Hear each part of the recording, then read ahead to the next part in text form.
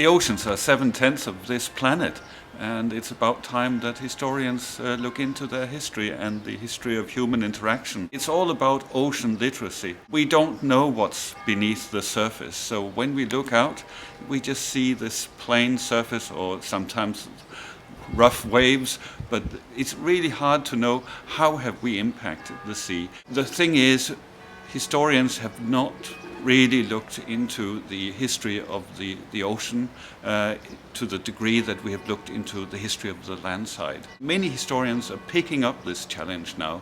In the last 10 years, there's been a real sea change in environmental history. We are now a growing bunch of people who are looking into all these problems, excitements, challenges of the sea. We work with archaeologists, oceanographers, statisticians, biologists, ecologists, media people. The oceans are one iconic sphere of interest which captures public imagination. So we are raising some new questions. What are the consequences of human impact, both in terms of marine oil spills, pollution, overfishing? Those are well-known problems, and of course they have a history. Part of understanding how much have we impacted the sea is about shifting the baseline. It's about understanding where do we come from, how much has changed. Biologists, oceanographers have a very clear understanding of recent changes in the environment.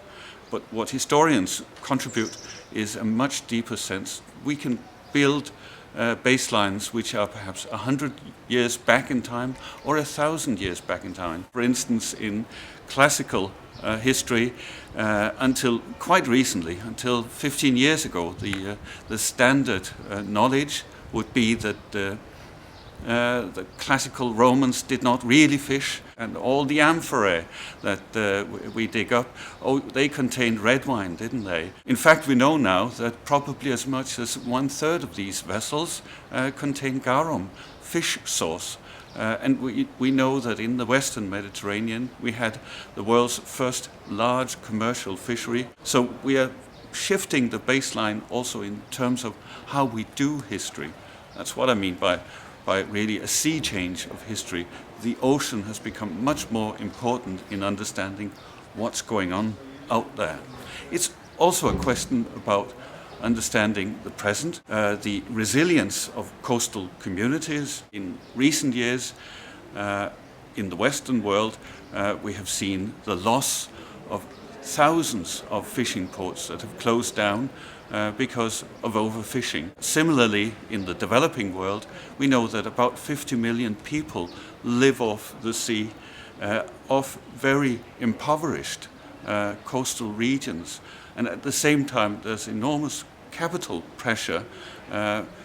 People from the developed world are buying into the ocean resources of the developing world and basically shifting fish protein from the south to the north. All of these challenges are part of what is confronting coastal communities. We need to know how resilient are these coastal communities and what will be the impact of future climate change. We also need to investigate wholly new and uncovered facets of this environmental history. One such thing is gendering. We know now that in the Pacific Ocean, about 56% of all active fishers are women, working mainly in inshore fisheries. It's largely undocumented, and we have a long history of just neglecting women in the fisheries. So in sum, marine environmental history is a large, rapidly developing field. Many new people coming into it. The new research questions are opening up. It's developing very fast. It's an exciting field.